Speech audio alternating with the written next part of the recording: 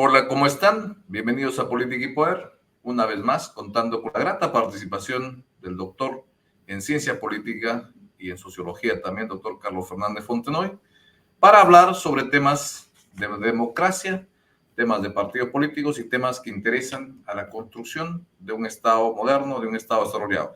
Doctor, gracias por participar en el programa. Bienvenido. Buenas noches. Buenas noches, Norma. Un gusto estar nuevamente en tu programa.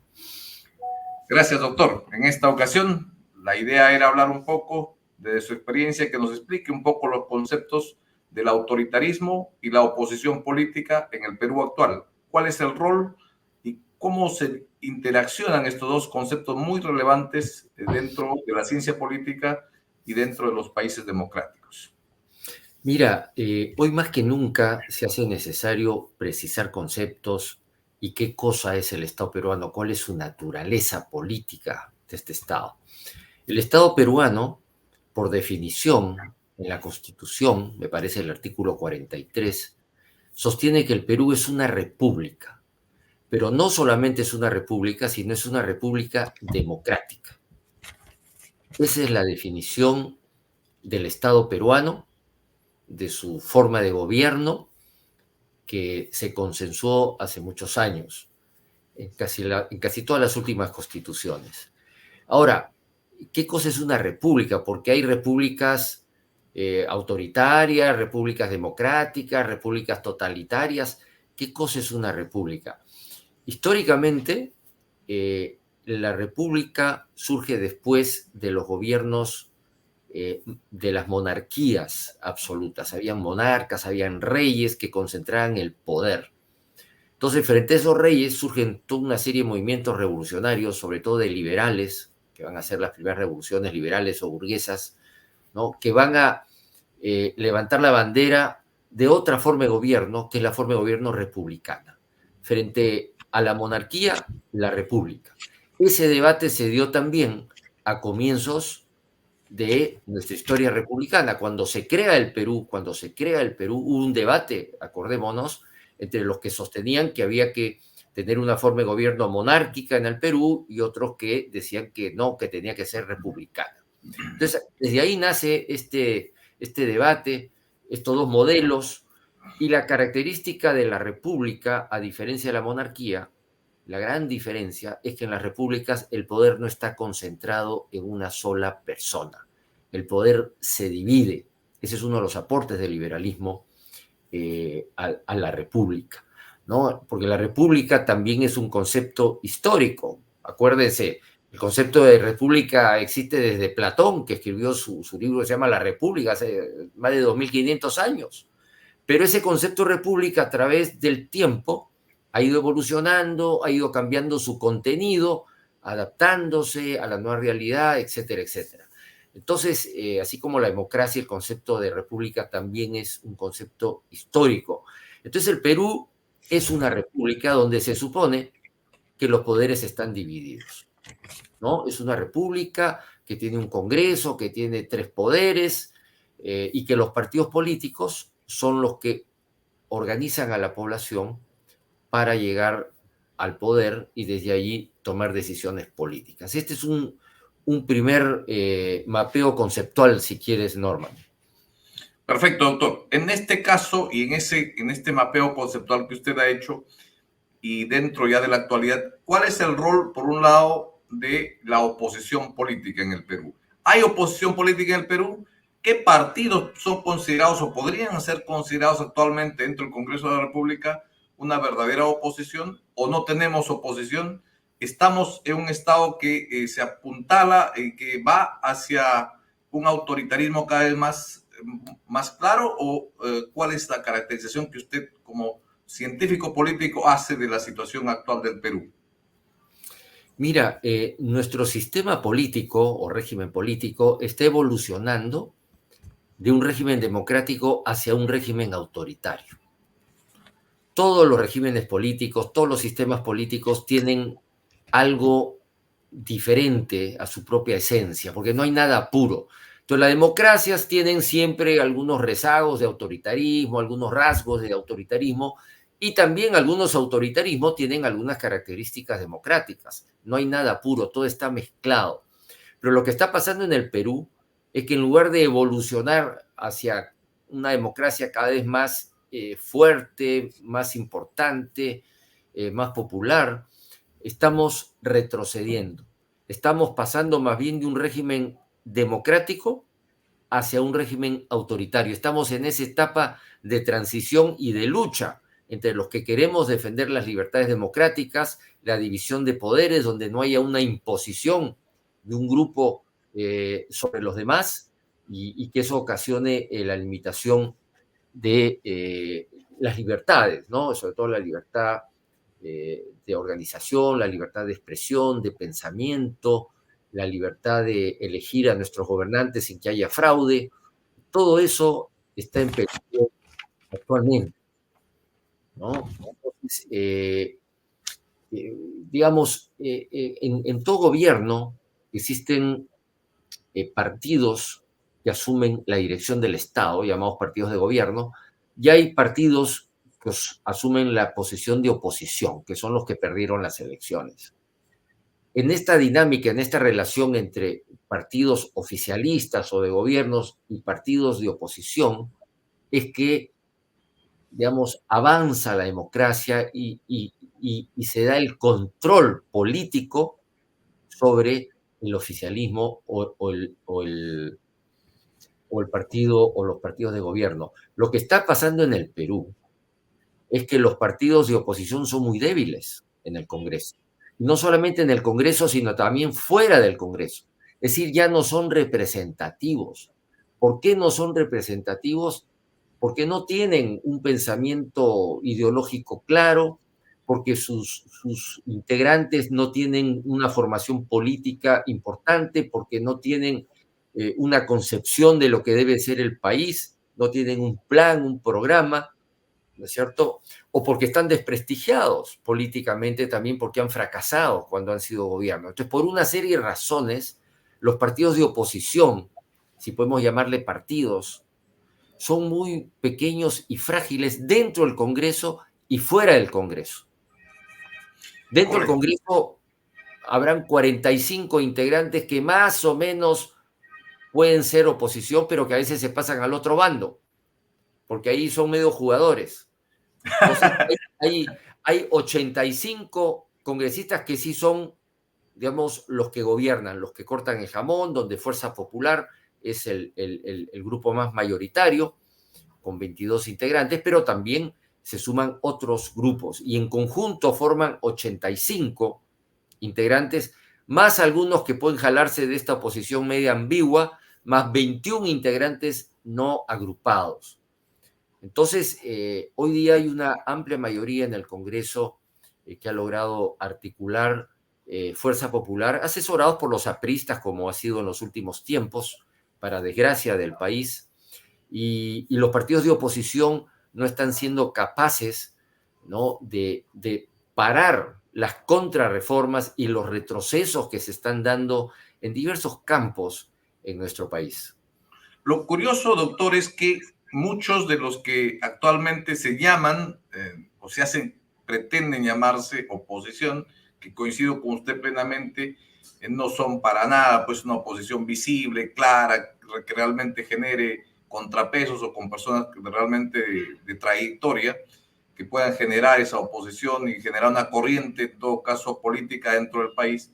Es que gran parte de ese grupo que lo trajo a la presidente en su plancha, fue básicamente algunos de esos partidos que se han partido en varias fracciones que hicieron y que facilitaron y que trajeron al actual presidente de la República en su plancha, ¿no? Entonces, es la contradicción la que vive el país, ¿no? Un partido que trae y que luego funciona como, entre comillas, oposición, porque como se sabe, creo yo, en el análisis que muchos analistas políticos hacen también, actualmente el Perú básicamente se gobierna sin oposición, en ausencia de la oposición, porque todo lo que dice el Congreso pasa y no hay ningún control real en el Ejecutivo, cosa que antes siempre había contrapeso, ¿no?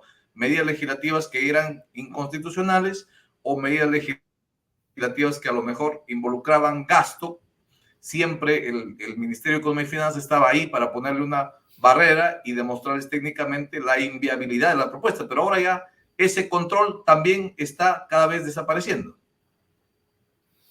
Así es. Eh, el problema de fondo, a mí me parece, es que no hay partidos políticos. El Congreso debería estar compuesto por partidos políticos.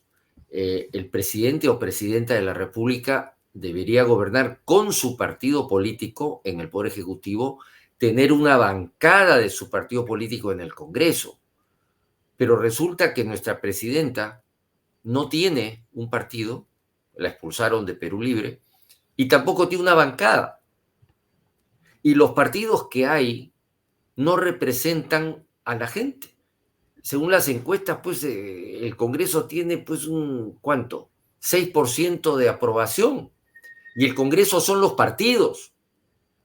El Congreso está compuesto por partidos políticos que están totalmente desprestigiados y que no representan a la gente. Y la pregunta es, ¿por qué no lo representan?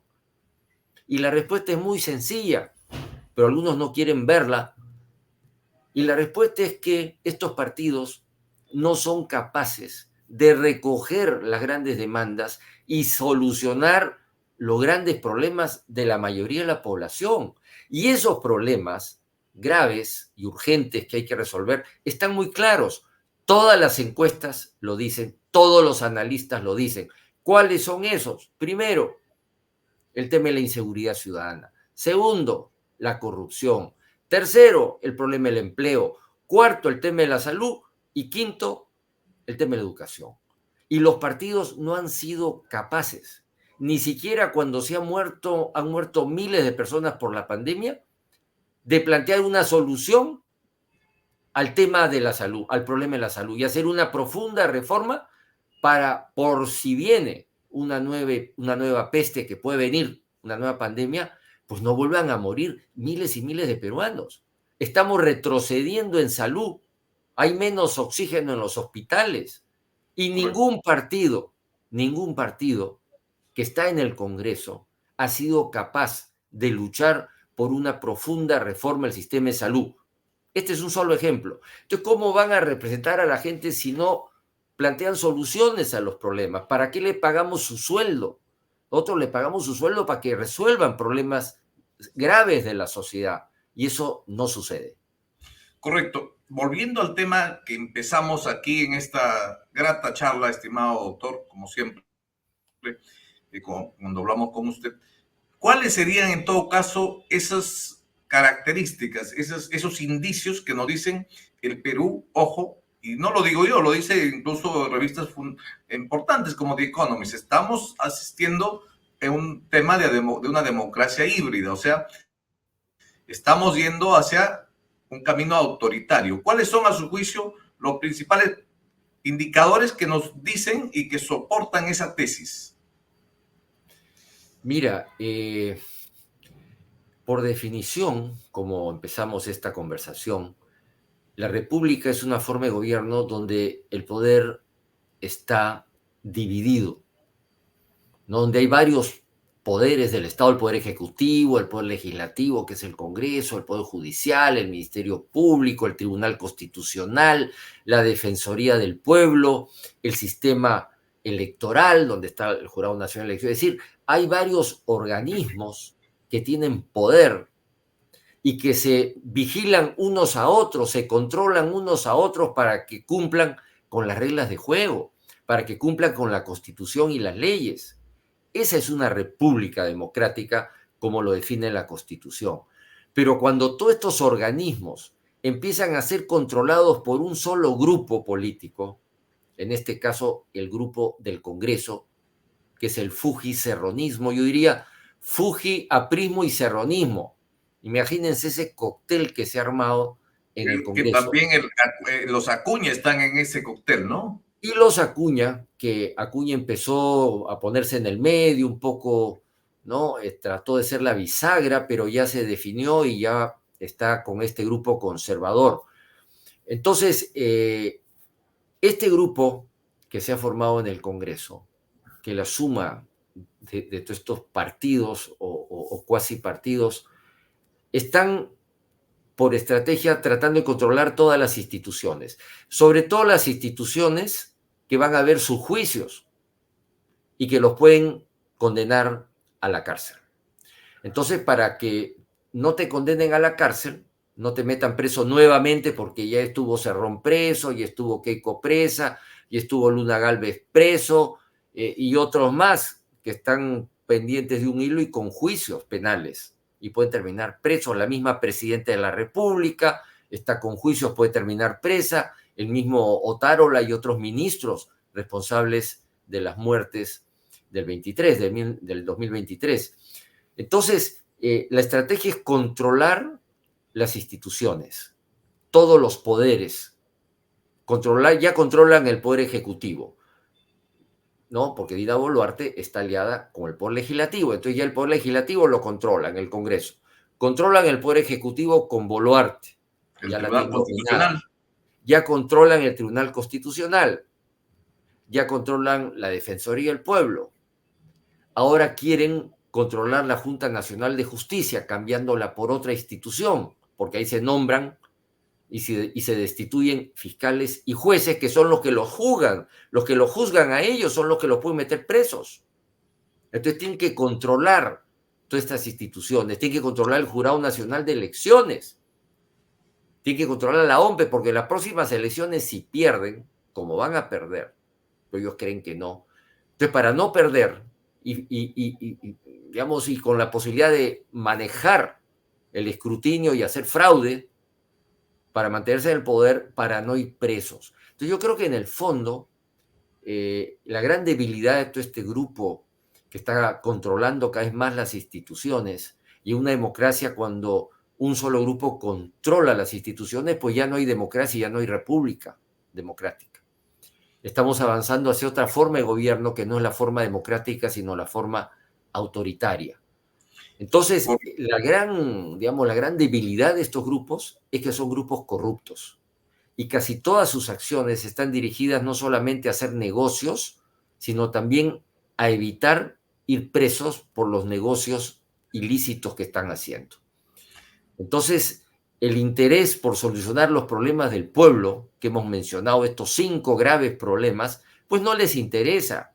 Ellos están haciendo negocio, tratando de robar todo lo que puedan, ¿no? Y tratar de controlar las instituciones para no ir presos.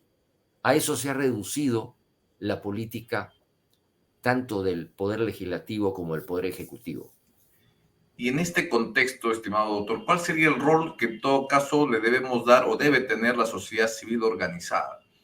Porque creo que, como bien lo ha señalado, los partidos políticos que ahora están gobernando están muy alejados del sentimiento popular, del alma de la gente, ¿no? Entonces, ¿cuál sería el rol de la sociedad civil? Yo veo que de vez en cuando marchas, algunas manifestaciones. ¿Cuál es el camino en todo caso a seguir para evitar en todo caso que se profundice o se agudice este autoritarismo como usted lo ha delineado tan claramente? Mira, yo creo que la sociedad civil ha jugado un rol muy importante, ha tenido grandes victorias, destituir un congreso, cerró un congreso, ganó un referéndum, Sacaron a Merino. sacó a Merino, pero claro, si no hay una contraparte política que los represente, es decir, un partido político que recoja este sentido, este sentir anticorrupción, este sentimiento de hacer reformas profundas que el país necesita, si no encuentra un partido político, entonces está luchando ¿para qué? ¿No es cierto? Entonces, el problema del Perú es que no hay partidos políticos que recojan estos movimientos de la sociedad civil. No hay ninguno que ha capitalizado todo este movimiento anticorrupción, por ejemplo, que cerró un congreso, que ganó un referéndum, que sacó a Merino. No hay. Castillo levantó la bandera anticorrupción y cayó en ella. La ha ensuciado. Esa bandera va a haber que lavarla de nuevo. Entonces, yo creo que en el Perú lo que necesitamos son partidos que sean capaces de recoger estas demandas de la sociedad civil. Y la sociedad civil, cuando vea que hay un grupo de políticos realmente honestos y que quieren el progreso de su país. Ahí la cosa se va a poner bonita. Pero lo que pasa es que en el Perú, después de Paniagua y antes de Paniagua, casi todos los presidentes han sido corruptos y están presos. Solo se salvan dos presidentes. El presidente Paniagua, de Acción Popular, pero desgraciadamente ya Acción Popular ya cayó también en el tema de la corrupción, y el Partido Morado, del presidente, el expresidente Sagasti, que no tiene ninguna acusación de corrupción y ninguno de sus ministros. Entonces, Acción Popular ya decayó y lo único que queda es este partido pequeño que tiene que resurgir, ojalá, este Partido Morado, porque es el único hoy por hoy que concentra gente honesta y con cierto nivel de preparación, ¿no? Y su plan de gobierno en las últimas elecciones fue el mejor de todos. Pero claro, hay que fortalecer partidos democráticos, no solamente el Partido Morado. Si están surgiendo nuevas agrupaciones, bueno, también hay que tratar de fortalecerlas y que se unan y que recojan de la sociedad civil toda esa vitalidad, todas esas demandas, todas esas propuestas que hay que hoy día todavía no pueden cumplir estos partidos políticos. Finalmente, doctor, ya un poco para ir cerrando, hay algunos, lo he escuchado en algunos debates, quienes dicen que el autoritarismo es el único camino para darle solución a un partido, a un país, cuando está una crisis tan seria como la que vivimos. Y algunos hacen equivocadamente a mi juicio, pero quisiera escuchar el suyo, hace referencia a que Singapur tuvo un gobierno autoritario por mucho tiempo y que impuso el orden y logró lo que hoy es pues uno de los países más desarrollados del planeta. Otros hoy en día, creo, más frescamente, más recientemente, apuntan a El Salvador como un modelo a seguir, con un gobierno fuerte, firme. ¿Cuáles serían en todo caso los riesgos de apuntar por ese estilo o de querer en todo caso buscar o mirar ese tipo de alternativas? ¿O es que sí son alternativas que el Perú a lo mejor podía ayudar a sacar de todo de este marasma en el que se encuentra el país y la población sin esperanza, básicamente, ¿no? ¿Cuál es su análisis de este punto? Mira, definitivamente necesitamos, en medio de esta violencia social y esta corrupción desenfrenada, necesitamos un gobierno democrático, pero con mucha autoridad, y que tenga planes, planes que sean consensuados entre las fuerzas democráticas. Por ejemplo, frente al tema de la delincuencia, está el modelo de Bukele, como tú mencionas. Pero en El Salvador, pues no habían las fuerzas políticas democráticas que tenemos acá. Acá tenemos, digamos, un espectro de organizaciones políticas democráticas más amplia. Pero lo que pasa es que ningún partido se ha dado el trabajo de desarrollar y exponer a la sociedad un plan de lucha contra la delincuencia, por ejemplo. Correcto. Porque lo que necesita es un plan no solamente de un gobierno, sino para los próximos 10 años. ¿Y qué implica un plan de lucha contra la delincuencia? Implica reformas profundas, por ejemplo, de la Policía Nacional. La Policía Nacional es fundamental, es la que se ocupa de defender nuestros derechos individuales, nuestros derechos civiles más importantes, el derecho a la vida, a nuestras propiedades, a nuestras libertades. Es la policía. Y la policía en nuestro país ha sido muy maltratada hasta el día de hoy, no solamente mal pagada, sino con hospitales pésimos, como muchos del sector público. Entonces, tiene que haber una reforma profunda de la Policía Nacional. Ya sabemos qué hay que hacer, ya sabemos qué hay que hacer, pero hay que sentarse, ¿no?, con los expertos en la materia y hacer un plan que todo el mundo lo apoye y con un gobierno fuerte. Tiene que haber un gobierno fuerte, pero con un gran apoyo, no solamente de los partidos políticos, sino de todos, de las Fuerzas Armadas, de los medios de comunicación, de los empresarios, de las organizaciones sociales. Es decir, pero tienen que ser los partidos los que organicen esto. Y eso es lo que estamos esperando y la población yo creo que está esperando. Perfecto. Bueno, esperemos, estimado doctor, que el 2026 tengamos, ojalá, un gobierno que realmente responda las expectativas y a las necesidades que usted tan bien lo ha delineado y ha explicado. Y le agradecemos por su participación en este programa Política y Poder para seguir hablando y pensando la política con personalidades como usted, que siempre nos ayudan a clarificar los conceptos y a tener más claro cómo es que debe gobernarse un país y bajo qué parámetros. Muchísimas gracias. Ha sido muy bueno tenerlo. Muy buenas noches. Gracias por participar. Gracias a ti, Norman. Hasta pronto. Hasta pronto.